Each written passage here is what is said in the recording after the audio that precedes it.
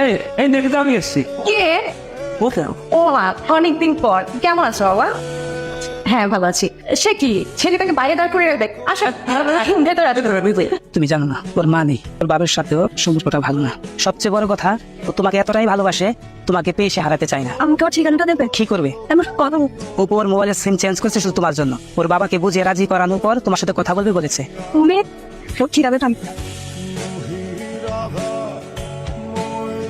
মামা কিরে হঠাৎ বাবার কাছে? এক্সাম শেষ তো, আর একটু কাজও ছিল। আমার মনে হয় কি বেশি দিন ওখানে থাকা তোর ঠিক হবে না। কেন মামা? রিলেশনের সাথে উদযাপনের একটা ব্যাপার আছে, তোদের কিন্তু সেটা নেই, বিশেষ করে তোর বাবার পরিবারের সাথে। দেখো বাবা, 20টা বছর আমি তোমার দায়িত্ব নিয়েছি, বাকি জীবনটা পারবো।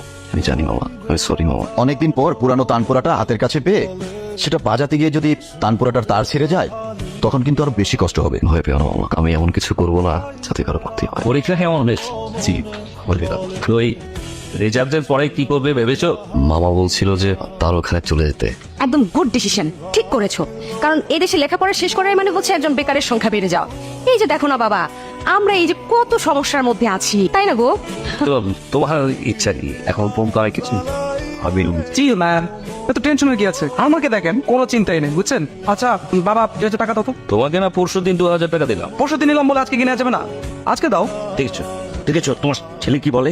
দেখেছি, তুমিও না। রাত বাদ দে তুই সব, তুই আয় আমার সাথে আয়, আমি টাকা দিচ্ছি। তুমি দিবা, সমস্যা নাই, ওটাও হবে তোমার। তোমার ছেলে কিছু বলেছে? নিশ্চয়। এই যে আমি জেরিনের বড় বোন, জেরিন যে ঢাকায় এসেছে সেটা কি তুমি জানো? ও তোমার সাথে দেখা করতে চায়। তোমার কি সময় হবে? তুমি চাইলে আমাদের বাসায় আসতে পারো। শোনো, রাতের ব্যাপারটা আমার মোটেও সুবিধা মনে হচ্ছে না। কোন ব্যাপারটা? আর ওই যে রাতের সাথে যে মেয়েটার মানে ওই যে মোনার রিলেশনের ব্যাপারটা। ও তা কি হয়েছে? কি আবার হবে? মেয়েটার নাকি বিয়ে ঠিক, কিন্তু রাহাতকে ছাড়া মেয়েটা কোনোভাবেই রাজি হচ্ছে না অন্য জায়গায় বিয়ে করতে। এখন রাহাত চাচ্ছে মেয়েটাকে বিয়ে করে বাসায় নিয়ে আসতে। শুনেছি মেয়েটার বাবা নাকি খুব প্রভাবশালী, যদি কিছু হয়। আরে আমি তো ওসব নিয়ে ভাবছি না, যা হয় হবে। কিন্তু আমি তো ভাবছি অন্য কথা নিয়ে। কি? মানে রাহাত যদি বিয়ে করে বউ নিয়ে আসে তাহলে অপুর কি হবে? অপু কোথায় থাকবে? ওই যে দেখো চলে আসছে জেরেন। তোরা বসে কথা বল, আমি তোদের জন্য চায়ের ব্যবস্থা করছি। তুমি হঠাৎ করে ঢাকাতে? যদি বলে তোমার সাথে দেখা করার জন্য এসেছে। আমার সাথে কেন? একটা মানুষ নিজেকে লুকিয়ে রাখার জন্য অভিনয় করে জানতাম, তাই বলে 3-3টা বছর কিভাবে? আমি না আসলে বুঝতে পারছি না যে কিসের অভিনয়ের কথা তুমি বলছো। এই যে তুমি এখন কথা বলছো, এটাও কিন্তু তোমার অভিনয়। 3টা বছর তুমি আমাকে দূর থেকে ভালোবেসেছো, দূর থেকে আমাকে শুধু দেখেছো, আমার কাছে আসার চেষ্টাও করোনি। কিসের ভয়ে? আমাকে হারিয়ে ফেলার ভয়ে? সুমন তোমাকে বুঝতে পেরেছে। তুমি যে পথে হাঁটছো সেটা রাইট ওয়ে না। তাহলে ভালোবাসা রাইট হয় কোনটা? আমার হাতটা শক্ত করে ধরো, তোমার সব প্রশ্নের উত্তর পেয়ে যাবে। এই হাতটা যেদিন ধরবো সারা জীবনের জন্য ধরবো, যেন কখনো ছেড়ে না যায়। আর এই হাতটা ধরার জন্য আমি এসেছি। সরি। দাঁড়াও, তুমি একবারও জানতে চাইলে না আমি তোমাকে ভালোবাসি কিনা? অপু, আমি সম্পর্কে তোমার মা, মা হয়েও স্বাভাবিক মায়ের মতো না, আর সেই জন্যই লোকে এটাকে সৎ মা বলে। আমি আসলে রাহাতের সাথে যেভাবে কথা বলি, যে আচরণ করি, তোমার সাথে না আসলে সে আচরণটা আমি করতে পারছি না, মানে আমার হচ্ছে না বাবা। আমি জানি যে আসলে আমার কারণে আপনাদের সবার সমস্যা হচ্ছে। আমি বেশি দিন থাকবো না, আমি কটা দিন পরেই চলে যাব। তুমি তো জানো তোমার বাবা সামান্য চাকরি করে, সম্পদ বলতে এই বাড়িটাই, তো আবার ব্যাংক লোন করে করা হয়েছে। আসলে আমি বলছিলাম কি, তুমি তো ভালোই আছো, তোমার মামা তোমাকে যা দিয়েছে, ভবিষ্যতে যা দিবে, আমার কাছে মনে হয় কি তোমার বাবাও তা তোমাকে দিতে পারবে না। তাই বলছিলাম, আমার কাছে যেটা মনে হয় যে তোমার মামার সিদ্ধান্তটাই মেনে নেওয়া মনে হয় তোমার জন্য ভালো হবে। এত বছরে যেহেতু মামা আসলে কারো বোঝা হতে দেয়নি, এখন দিবে না। আপনি টেনশন করবেন না, আমি চলে গেলে যদি হাতের ভালো হয় আমি চলে যাব। তোমার কথাটা শুনে আমি নিশ্চিন্ত হলাম। বউ, অনেকদিন পর দেখা হওয়ার পরে আমরা দুজনে কেমন অস্বস্তিকর একটা পরিস্থিতি পড়ে গেছি। আমি বাবা হিসাবে আসলে তোমার সাথে কেমন আচরণ করা উচিত বুঝতে পারছি না, তুমিও বুঝতে পারছো না। সময় অনেক কিছু দূরত্ব বাড়িয়ে দেয়। বাবু, এই টাকা কটা রাখুন রাখুন। আমার টাকা লাগবে না। আবার এক ছেলে জোর করে টাকা নিয়ে যায়, আরেকজন নিতেই চায় না। বাবু, আমি তোমার সঠিক আশ্রয়স্থল নই। তোমার মামা তোমার লাইফটা গড়ে দিয়েছে, খুব ভালো হয়েছে। আপনি রাহাতের মতো আমাকে তুমি বলতে পারেন না। মামা আমার লাইফটা সুন্দর করেছে, তার সুন্দরটুকু পূরণ করতে পারেন। সময় অনেক কঠিন রে বাবা, সময়কে মানুষ ধরতে পারে না, সময়ের কাছে মানুষ অসহায়। অপু, তুমি কি তোমার বাবাকে বলেছো? তাহলে আমি আমার বাবাকে বলি। করলাম হবে, তাহলে এভাবে আর কতদিন? 2 দিন ধরে বলবো। জানুয়ারি। কতটা অবাক করার বিষয়। হ্যাঁ, আমাকে ভালোবাসি কথাটা বলতে গেলে তোমার বাবার পারমিশন লাগবে? আমি তোমার সাথে কাল দেখবো। কোথায়? এইখানে আমার একটা খুব প্রিয় জায়গা আছে, আসবে তো? আমাদের এই সম্পর্কের নাম কি? খুব অদ্ভুত সম্পর্ক, যে সম্পর্কের হয় না কোনো নাম, কোনো সংজ্ঞা, না দুজন দুজন কেটে মতো খরচিত, না আমরা বন্ধু। আমি কালি বাবার সব কিছু বলবো। এই কথাটা আমার চোখের দিকে তাকিয়ে বললে না কিসের জন্য? একটাই তো পাও, হারানো নয়, চোখের দিকে তাকানো আমাদের দিকে টুকু তো এতদিন যদি ভয় পাও আমার চোখের দিকে তাকিয়ে কথা বলতে, তাহলে ভালোবাসো কেন? সব মনকে আমি বোঝাতে পারি না। কোনো এক অদ্ভুত ধাঁধার মাঝে আমি আছে, আবার নিজেকে বোঝাতে, আবার নিজের সিদ্ধান্ত নিয়ে চাইতে। আমার দিকটা একবারও ভাবলে না? আমি তো তোমাকে 3 বছর ধরে ভালোবাসি। 3 বছর ধরে ভালোবাসলে একটা বড় দিন ভালোবাসার কথা আমাকে বল। কিন্তু এখন তো বলছি। 2 দিন সময় দাও প্লিজ। হ্যালো অপু, বাবা বাবা এসেছে কখন? আজ বিকেলে। বড় বাবা তোমার আমার বিষয়টা বাবাকে বুঝিয়ে বলবে। তুমি তো তোমার বাবাকে বলতে পারবে না। কি করে বলবো বলো? কোনো কিছু চাইতে হলে যে বাবার কাছে কিভাবে চাইতে হয় সেটা এত বছরের দূরত্বে শিখিনি আমি। এটা অনেক মূল্যবান, পৃথিবীর সবচেয়ে দামি একটা সম্পদ।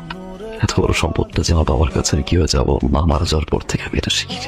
তুমি যে চেষ্টা করেছো সেটাই কম কিসে। একটু ধৈর্য ধরো, বড় আপা সবকিছু বাবাকে বুঝিয়ে দেবে। কিন্তু তো বাবা যদি রাজি না হয়? এমন করে বলো না, আশার উপর ভরসা রাখো। আর তোমার বিকল্প ভাবতে পারবো না। শুনেছি বিশ্বাসের জোরে মানুষ সবকিছু পায়। ও, তুমি যে চলে যাচ্ছ তোমার বাবাকে বলেছো তো? অনেক কিছুই বলতে চেয়েছিলাম, পারিনি।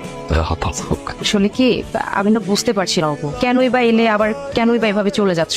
অপু, অ্যাটলিস্ট তুমি আমাকে ভুল বুঝো না বাবা। বুঝতেই তো পারছো আসলে সিচুয়েশনটা এরকম। তোমাকে অনেক বুদ্ধিমতী মনে করেছিলাম। তুমি একটা ছেলের জন্য আমাকে এই সমস্ত বলতে পারলে? আমার মেয়ে নির্লজ্জের মতো সেই ছেলের জন্য টাকা পর্যন্ত এসেছে, এটা আমি ভাবতেই পারছি না। বাবা তুমি শান্ত হও, ছেলেটা খুবই ভালো বাবা, আমি ওর সাথে কথা বলেছি। তুমি চুপ করো।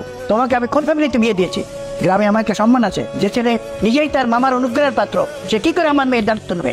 নাকি ভালো যে আমি আগে ব্যাপারটা জেনে ফেলেছি, তাই খারাপ কিছু হয় নাই। বাবা তুমি যেটা ভাবছো তেমন কিছু নয়। থাক, তুমি আমাকে আর বোঝাচ্ছ না। আমি আজকে ওকে নিয়ে বাড়ি চলে যাবো। রিলেশন নাই, কি জন্য সে ঢাকা তড়ি করে এসছে আমি বুঝতে পারি না। আর তুমি ওকে প্রশ্রয় দিয়ে কাজটা ঠিক করোনি। তোমাকে আমি বিয়ে দিয়েছি উপযুক্ত ছেলের সাথে, ওকেও বিয়ে দেবো আমি উপযুক্ত পাত্রের সাথে। কদিন হলো ফোন দিচ্ছিস না? বাবাকে পেয়ে মামাকে বলে গেলি? তুমি ঠিক বলেছিলে বাবা, সময়ের ব্যবধানে কাছের মানুষগুলো অচেনা হয়ে যায়। কিছু হয়েছে? তোর গলাটা এমন ভারী লাগছে কেন? তুই কোথায়? কিছু হয়, আমি বাড়ি ফিরে যাচ্ছি বাবা। একটা প্রশ্নের উত্তর দিও বাবা। বল, কি প্রশ্ন? আচ্ছা বাবা, আমি তো আমার এই মায়ের কাছে সব ছেলে, কিন্তু আমার বাবার কাছে কি বাবা? আমি কি আমার আপন বাবার কাছেও সব ছেলে? অর্থাৎ এমন প্রশ্ন? মানুষের মধ্যে সম্পর্কগুলো নতুন রূপ দেয়, সেটা বন্ধুত্বের হোক আর পিতা পুত্রেরই হোক। মানুষের যেমন রূপ বদলায়, সেটা সম্পর্কেরও। আর সবচেয়ে বড় কথা হচ্ছে, তোর আর তোর বাবার মধ্যে সেই সম্পর্কটা গড়ে ওঠেনি। হয়তো তোর প্রশ্নের উত্তর ওখানেই পেয়ে যাবি। বাবা আমি রাখছি। আমার মেয়ে ছিল নাই, কোথার একটা ভেবেমন ছেলে, আমার ভাবতেও ঘৃণা করে। তুই বসো, আমি সবাই সব সম্পর্কের মধ্যে দিতে জানে না। তোমার বাবা ঠিকই বলেছে, একটা ছেলে যার চাল নেই, চুলো নেই, বাবার থেকেও যার পরিচয় নেই, তাকে ভালোবাসা চায় না। তুমি তোমার বাবাকে বলেছো আমি তোমার হাতটা শক্ত করে ধরেছি, তুমিও চাইলে আমার হাতটা শক্ত করে ধরতে পারো। বাবা বাবা চলে গেছে, বাবা আসার আগে আমরা এখান থেকে পালিয়েছি। চলো প্লিজ চলো। আমি পারবো না, কোনো বাবাকে কষ্ট দিতে পারবো না। বাবার ভালোবাসাই পেলাম না, আর একটা বাবাকে আমি কেড়ে কষ্ট দিই না। যে ছেলের চাল নেই, চুলো নেই, কোনো পিতৃ পরিচয় নেই, সেই ছেলেকে তোমার বাবা কেন সমাজে কেউ মেনে নেবে না। তাহলে আমাকে ভালোবেসেছিল কেন? ভালোবাসা কোনো অপরাধ না, যে ভালোবেসেছি, ভালোবাসা চাইনি। আমি এত কিছু জানি না, আমি তোমাকে ছাড়া থাকতে পারবো না, তুমি এটা বোঝো না কেন? সেটা হয়তো আমিও পারবো না, কিন্তু এটা সত্যি। আমার কখনো কারো ভালোবাসা নেই, না মায়ের না বাবার, তোমার। আমাকে ক্ষমা করে দাও, সরি। বুঝতে পারছো তুমি কি বলছো? বাবা আমাকে গ্রামে নিয়ে যাচ্ছে, জীবনে কোনোদিনও তুমি আমার মুখ দেখবে না। হয়তো বাবা মনে কষ্ট দিতে পারবো না, সরি, সরি। এটা তো শেষ কথা। বাবা আসছে।